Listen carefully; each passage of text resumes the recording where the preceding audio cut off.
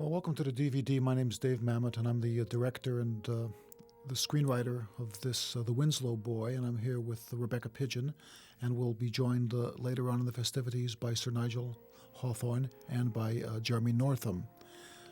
And what we're hearing now is a bunch of music by the great Alaric Jans. This is an Edwardian movie, takes place around 1912, and the music is, I think, very much in the style of Nielsen or Elgar. What would you say, Bex? Yep. And there you have it. You heard it here first. We see casting by John and Ross Hubbard, two terrific casting agents in Dublin and London. And when I was a kid, we first started the fad for putting casting agents' titles before the movie. And I think this is one case in which it's richly deserved, because they found some magnificent British actors. I hope and trust that you'll share our opinion. Among them, Sarah Flynn, who plays the maid, and Guy Edwards, who plays the young fella. Benoit Delhomme, cinematographer, shot Cyclo in The Scent of Green Papayas, and he's French.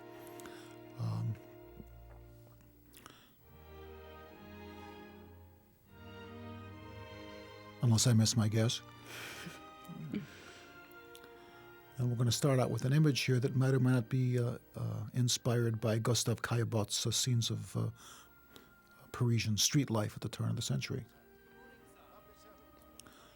And there's a horse that's called Production Values. How much did that horse cost? Much too much. Yeah. You're going to see the horse very, very quickly again inside in a little apron as one of the undermaids. No, this isn't her. This is actually Lana Bilzerian. Do you want to talk about the magnificent costumes? Yeah, the magnificent costumes are by Consolata Boyle. And she's Irish too, and you notice how much every costume harmonizes both with the background and with the eyes of the wearer. She's really a great devotee of textiles and a historian of textiles.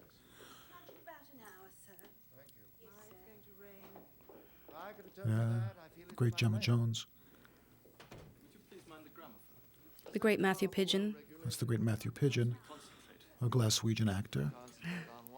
Rebecca Pidgeon's true real-life brother. That's right. It's all about family values. Exactly so. And then you see they're talking about the gramophone here, which was 90 years ago was their equivalent of the machine which was ruining the young folks of that age. And today, of course, it's the computer, the very machine which you're using to look at this DVD. She just stopped by on the way from Graham's dance to fetch a book. And you are involved with her in what? A sort of what? A reading club?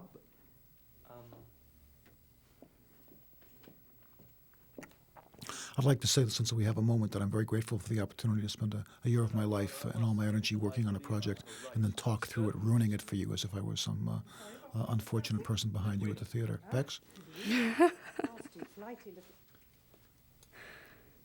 I'm sorry, Dick, you're rather keen on her, aren't you? Well, you would have had ample proof of that fact, Grace, if you'd seen them in the attitude I caught them in last night. We were practicing the bunny hug. The what, dear? The bunny hug. Oh, is that what you're calling it these days? It's the new dance. It's like the turkey trot, only more dignified. Good sermon, miss. Joseph interprets Pharaoh's dreams. No more like the foxtrot, really. Foxtrot or the kangaroo glide. Well, whichever animal is responsible for the posture that I found you and your friend in last night. Yes. Or to make an end. So, in which we see that they were perhaps interested in sex even back then, which we might be able to deduce as we are here now, but nonetheless, it's good to be reminded of it. I see. It all becomes clear to me now. Yes, it's raining. We are talking about a different subject, aren't we, sir? It's not about the gramophone. It's about Ronnie. You know, sir, I wouldn't have thought it of you. I certainly would not. And at this festive season, Father, to throw it up to me, to bring that up. They mentioned the rain. It becomes a wee bit of a plot point. And also it happened that while we were making this movie on location in London, it rained all day, every day. And in scenes where we actually required rain, we had to tent in and make fake rain, because when you shoot out in the rain, you can't count on it raining at exactly the same speed every moment, which means that if the speed of the actual rain alters, the speed of the shots, the rain in the shots won't match. So you have to make rain in the midst of rain. So that's our penance for shooting in London. Everything else was a complete joy. We also had to to shoot lovely sunny days in the midst of rainstorms. That's right. And Jeremy and Colin and I had to sock on ice cubes so that our breath didn't show in the air because it was so freezing cold. He was a trades union leader. And we had to pretend it was lovely, hot weather. I'd say so. Does John know of your political beliefs? Oh, yes. And he still wants to marry you? Seems to. You want to talk about the production I've designer? asked John to Yeah, come early for lunch. yeah. Gemma Jackson did the production design, and she found an old house in Clapham Junction, right outside of London. Clapham Beautiful- Common. Clapham Yeah. Common, yeah, and decorated it in a rather forward-looking Edwardian manner. We see, of course, a lot of the Victorian, which had just gone out 10 years ago, and a little bit of the forward-looking, and a little bit of the residual Victorian interest. And etymology is a bunch of beetles around there and a bunch of sailing stuff, and I think just a great job on the part of the production team. Behave as if one is in love. One doesn't read the social evil and the social good. One reads Lord Byron. Ah, is that so? Yeah, well, of course, I have to beg your pardon, because, of course, every modern film has to have a reference to Lord Byron, and it's like, Why is that? well, it's like the sex scene, you got to have one, you got to have the other. And, of course, the car chase, which we'll see later on. Hello, I thought I saw someone in the garden. Where? Over there, do you see? Well, whoever it is getting terribly wet. Is that John? Sounded like it. It's John. Beautiful lighting in there, isn't it? Benoit and his people, there's such magnificent lighting. Almost the whole thing's lit from outside, the lights coming in through the windows, as it does actually in what we in show business refer to as real life. I know. Knock on the floor 3 times with your stick and then we'll come in. You don't think that might look a trifle coincidental? That's not an inline cut. We use some inline cuts in here. People don't use inline cuts anymore. But What's an inline cut? an inline cut is when you're cutting at exactly the same angle, when you're cutting straight back or straight forward, rather than altering the angle. And they used to do quite a lot of it in movies up until about the 50s, and they stopped. And when I started making movies, I was told it's just a no-no. But it's a great idea, and I'll point them out as we go along. So you have your tree. Yes, fella just put it up for us. How are you? This is Aidan Gillett, John Gillett, in the magnificent portrayal as the young guardsman. Catherine told me it was better. Yes, was better. Now it's worse. This is all a bunch of fake rain. Making it even colder and wetter. And bringing rain to London's like going to France and teaching the people how to shrug.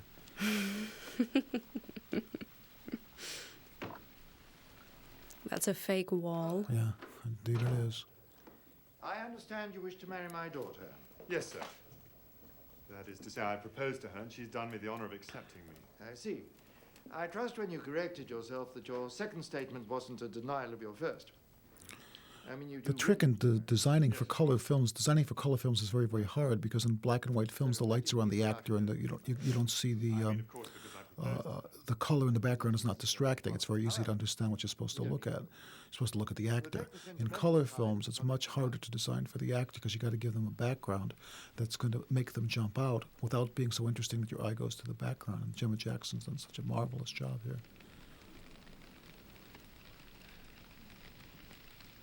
And this is Guy Edwards, who spent the whole day that day standing out in the rain. God bless him.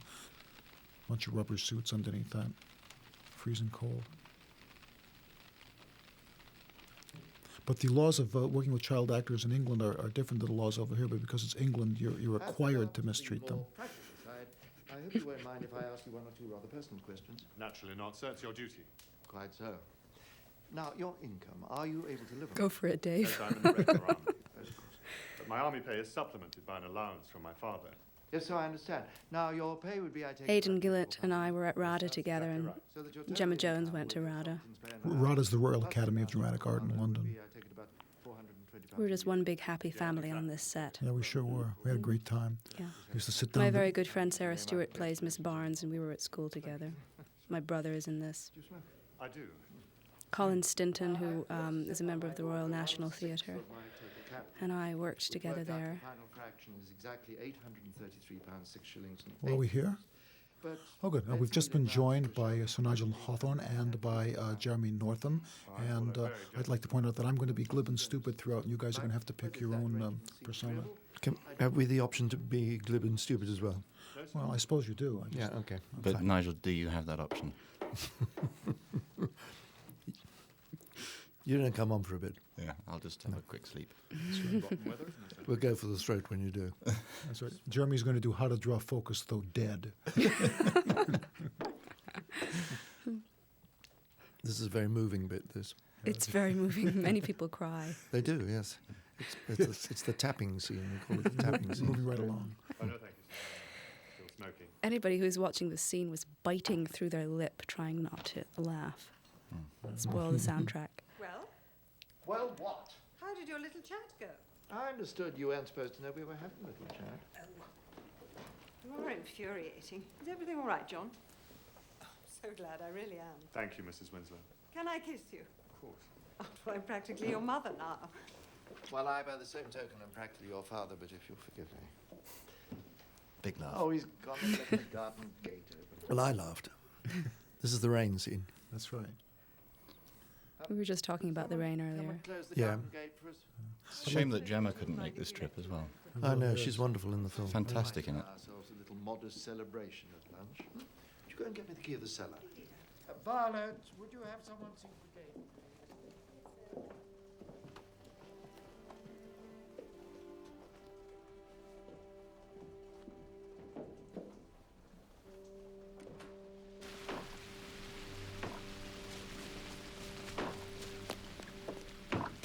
That wall's all made out of cardboard. There's about 15 guys standing behind it.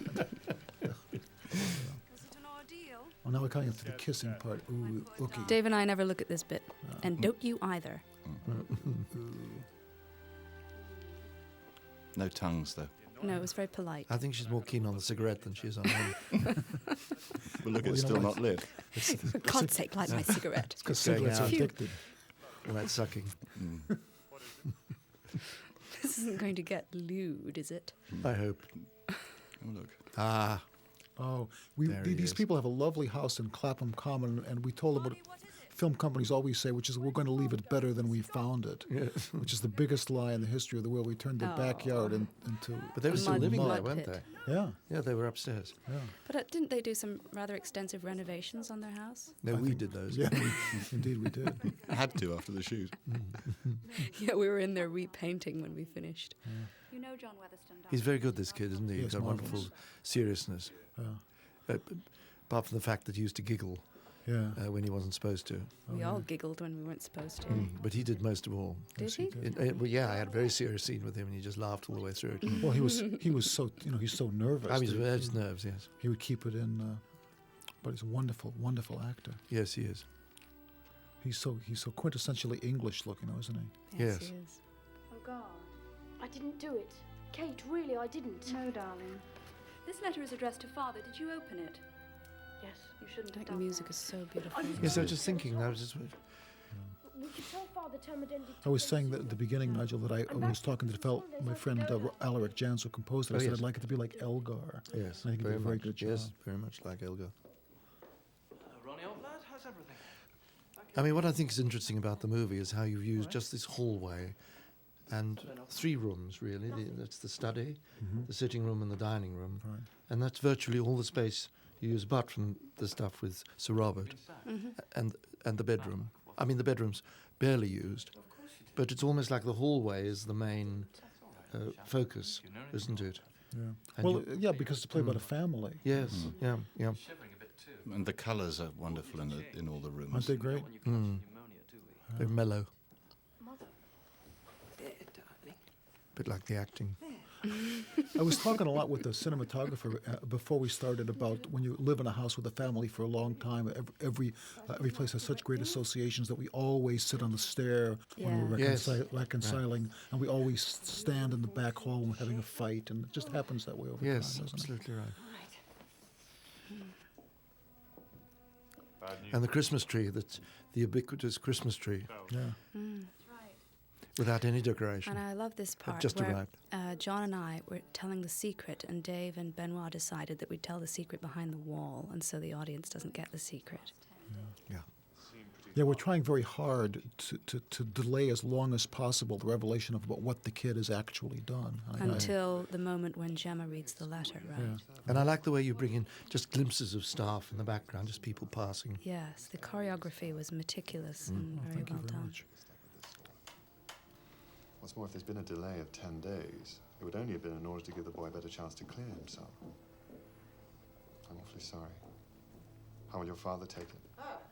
It might kill him. Oh, heavens, we've got Desmond to lunch. Now, he did course of marching and things, Desmond didn't he? Curry, Didn't he go to the... solicitor. Oh, Lord. To the Oh, he did. That's as a absolutely guards right. officer. Yes, this is Aidan Gillett, who's playing a guardsman. Who's one of the guards regiment are the most prestigious. So, would you explain, Nigel, about the guards regiments? Oh, I don't know much about them. The Thank you. Queen's Guard. Maybe, Jeremy, maybe you know. Well, I don't either, but they are the most sort of, I think, socially prestigious of the Well, they of the belong to the regiments. Queen, don't they? Certainly, and They you guard can the see Queen. And they're based in the is it- centre of. Was it the Coldstream Guards? I think it was. Yes. Yeah. So I say socially prestigious. I think because even today, if you join up as an officer in one of those regiments, it's not just soldiering you're expected to do or wanting to do. Right. But I think they do fight as well, don't they? yes, they do. Indeed, When they do. there's a war, but they don't wear those silly clothes any longer. God. No. But they play the band. Just those silly clothes with camouflage paint on their faces. It's a good idea. And That helps a But lot. they have a band. You know, when I got my gong, they were up in the yes, Nigel's referring to his knighthood. yes in the minstrels gallery with the Queen down there. And when I went up, they were playing "I Love You, a Bushel and a Peck" Get out. That's terrific. in uniform. Was she tapping her toe? She did she a little joining in? dance, yeah. And she twirled her crown around her little finger. Just a couple of We times. should send this DVD to her. Doo-doo-doo-doo-doo. It's dedicated to her. It is. The Winslow Queen, we call it. So he went. So the fellow Aidan Gillett, who's playing the guardsman, actually went to the guards, to the horse guards, and learned how to act like a guardsman. You'll see him in his beautiful uniform later on. And that's the wonderful Colin Stinton. Yes, he's Yeah, he terribly did a good. in this. fantastic job. He was in Chicago. I was in Chicago yesterday, Oh yeah. and he was on, I think, A, doing one of your plays, and B, doing art. Oh yeah. Oh, yes, right. And one of the things that really struck me when I saw this for the first time was how much information is carried about people's financial and social position just in passing within the dialogue. With the possible exception. Somebody was saying the other day, Could find anything rather to say about an engaged couple. foolishly I thought, but understandably in another way, why is Dickie there? What's he about? And you listen to the way that Dickie expresses himself and the language that he uses and his rather sort of raffish attempt to be a sort of raffish young Man of the world, yeah. Oxford man about town, and how that's putting stress on the family. It's funny. It's something that's just contained within touches of the language, and Terrors are allayed, are they? people. But I either- think he's absolutely essential, isn't he? People either. Oh, absolutely. You know, But peop- it's because his Oxford education is curtailed because of but his it's brother, whom it's he's something always you jealous either of. hear or you don't. Do you know what I mean? It's just So would he be called a spiv, or is that not a spiv? A what? A no. spiv? Spiv would be No. more like a wide boy, toff. sort of. It'd be a toff. Yeah. And this is Sarah Flint, the wonderful chorus of the piece, who keeps putting her foot in it. Now, the reason she's standing like that is because she's wearing a corset, and she Right. found it very uncomfortable. We all So did. she's to lean. I did, On, certainly. you can see she's leaning against the lintel there because it's so uncomfortable that she can't. Yes, well, no, we all Can't put our relax. corsets on for the first 2 days. We No. couldn't sit down, and none of us could breathe. And we had a man come in who'd been a butler for many, many years. He was an older man. He was in his late 80s, and he came in and worked with the household servants and taught them how to clear and how to put down a plate. And he said that he cautioned them that they were never to be, in effect, to be invisible. They were never to look at the master. They were never to look at the mistress. If the master or mistress or any member of the family came into the house, they were to leave whatever they were doing. That the fiction was that they didn't exist. Yes. How interesting. Is the boy very ill? Rather terrifying, isn't it? And you're saying the actors studied with him? Yeah, he was there for a week. Oh, I didn't know. So is someone. He was on Yeah, the but set. nobody saw him. Right. He was invisible. No, Father, he's not ill. Now we're going to find out. Someone tell me what has happened. He's going to find out that Ronnie's home.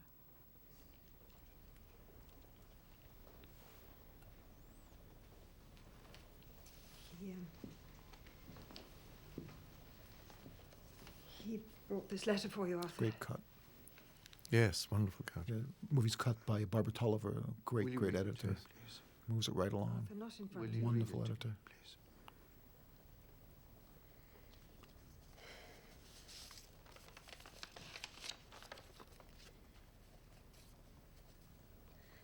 Sir, I am commanded by my Lords Commissioners of the Admiralty to inform you that they have received a communication from the commanding officer of the Royal A Naval fabulous College, typewriter. Osborne. Yeah. David wasn't sure for the longest time whether he was going to put music underneath this. Oh, really? We, Yeah. Which was afterwards cached at the because post without office. music, it was so very dramatic, these beautiful cuts So on the bald, letter. isn't it? Yeah. And then going back to Gemma. Oh, I like it. In the without. end, they decided to put it on low. Oh, it's on low? Mhm, Very there's a low, little yeah. bit of. I'm I'm just losing my here. hearing. Yeah, me too. It's the age. They must therefore request you to withdraw your son from the college. That's a beautiful close-up of Gemma, isn't it? Yeah. Mhm. Yeah, look at how her skin tones match the tones in her dress. It's Yes. really gorgeous, isn't it? Yes. The tones in her hair. Consolata She's- Boyle had us all standing around for hours, didn't she, while she Fiddled. fiddled with our clothes, Oh. but it really made a difference. That's and every time I see that moment, Nigel, I love it, and it's such an extraordinary and unusual moment. The way that you hold that letter as if it's precious. Yes. So of course it is precious, and the fact Sure. that it's Well, it's malevolent is Everything hangs on that, yeah, doesn't it? indeed. That the whole movie becomes about an attempt to undo the contents of this letter. That's The right. can of claret I brought up from the cellar, you'll find it on the sideboard. And moments of decision are being made, the pacing Yeah. up and down. Not quite sure how to handle things, Don't, though quite sure. please don't. What mustn't I do? Please don't forget he's only a child. Come on, Mother. It's funny, I feel at this point that the movie starts to absolutely shift. Everything hereafter becomes in some way uncertain. People's Oh, yeah. motives become That's when the fight begins. uncertain. And this scene that comes up, I think, contains the one moment of absolutely sort of unequivocal, objective truth. Right. This is the one moment where we see something which all the characters and all the audience can completely agree on and say this is unequivocally true. And so Well, the he kid does says I didn't do it. Yeah, I think so too. See, I think that that's the engine of the movie. Is that between gentlemen, Nigel's a gentleman, and the son is a gentleman, and one gentleman says, "No, did you do it?" And the other one says, "No," and then there's no longer a question. There's no question. He must be Yeah. defended. That's a gorgeous. I mean, that's made from scratch. Almost all the clothing's made from scratch by Angels in London. I love that bathrobe that the kid's wearing. Yes, wonderful. Why didn't you come to me now? Why did you have to? But I would never have lied to my father, never cheated or lied. He would have known. Did you do that? No, I didn't. Right, fine. Go to bed. But I... I don't want you to say a word until you've heard what I have to say first. If you did it, you must tell me. I shan't be angry with you, Ronnie, provided you tell me the truth. But if you tell me a lie, I shall know it. Because a lie between you and me cannot be hidden. I shall know it, Ronnie. So remember that before you speak. Did you steal this postal order? No, Father, I didn't. Did you steal this postal order? No, Father, I didn't. I love that change of emphasis on that. David said during the auditions, people were just reading it. I don't know, I forget how you did it. The casting director was reading it with the little boys. Right. Oh, yeah. And each time it would happen, everybody would be tearing up, just with the right. casting director reading. That's right. Yeah, he's Because hard- it's such a perfectly written scene. It's great. It's one of the great scenes in modern drama. So, I suppose he has to ask him twice, doesn't he? Do you remember we had a discussion? indeed we did. Yes, that's right. And I said I sort of remembered from the first film in 1940 or whatever it was, the Anthony Asquith film. That 48. 48 was it? That he'd said, I'll ask you again. Did That's you right. steal? That's right. And we were neither of us, I see you cut it, but I mean, I think you were right to. It is high time, private and peaceful. No, but I think what my memory is I didn't even want to put in the second time, and you said no, he has to ask him a I second. think he time. does have to. He has to be sure. Yeah. And I think the way I do the second question is knowing that I believe him after the first one. I think so. Yeah. Yes. So here we are in the office of the suffragettes. The suffragettes were fighting for the vote for women in 1912. I don't think they got it. Anyone know? 1921? I think it's 22? 23. 28, I thought. Was it 28? Maybe I'm wrong. And the suffragettes, these young women who were fighting for the vote, had a very, very rough time of it. Many of them were arrested. They were thrown in prison. They handcuffed themselves to railings. Threw themselves under horses and the Derby. Died. The yeah. one- The that one Derby under the woman, king's yeah. horse, yes. Yeah. And tell them about the cat and mouse laws. They Max. were they would be arrested and then they'd go on hunger strike, and so they came up with the Cat and Mouse Acts, right? Yes. Where they would be able to arrest the suffragette, and then she'd go on a hunger strike and they'd release her, only to arrest her shortly right, thereafter. So she'd So eat, she'd be- she'd eat when she left prison. That's right. Yeah. to They stay did that in alive. South Africa too. Oh, yeah? in Did the, they? The apartheid thing, yeah. And force-fed people as well. Yeah, they did. They used to put absolutely. They used to put rubber hoses down there. They would put them in a straitjacket. That's right. It's terrible, terrible treatment. And so- so it's a very cruel thing. You release somebody and then, as they're going out, say, just a minute, and arrest them again, put them back. Say about even? I was reading around the reactions to the original production in 1946, and of course 7-4 again. the overtones to the play then were somewhat affected by a new Labour government for the first time in a long time in England, and also the very fact that it was the suffragette movement was still fresh in people's minds, but it was a battle that had been won. And it's funny in watching this how one is. Are you talking about in the 40s when the play Yeah. was put on? Yeah. Oh, of course, because there were still many, many, many people around who'd been part of that fight. Right. Yeah. No, you can finish what you. And then what? An extraordinary family Yeah. where the father is supportive of all his children, including the suffragette, the new woman. Oh, yeah. Well, especially such an establishment figure. You know, And he's a banker. unmarried He's a and banker. expensive. That's right. Right. That's Very right. So for him forward-thinking to be modern proud family. of his family, be like a family of perhaps 10 years ago, where one of the members was gay, and everybody just accepted that man. Yeah. He said it's part of our family. It's none of my business. Good for them. So she's the suffragette, and He's proud of it too, yeah, isn't he? he's very proud of her. He even likes Dickie, you know, despite the fact he's a waster. Well, I Dickie, think this amuses him, I think, doesn't he? Yeah. Yeah. Slap in the face.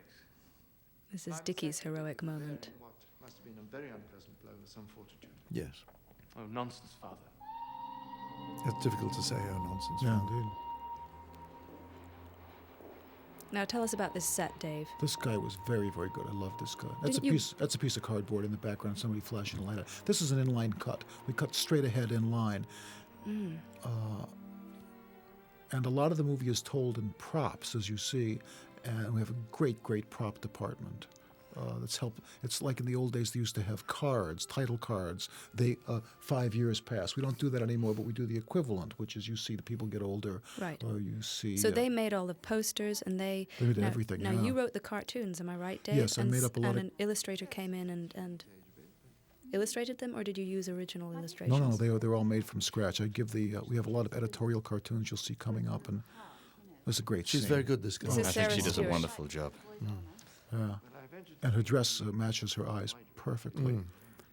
Love the way she plays the whole scene, Oh, looking around, even when she exits.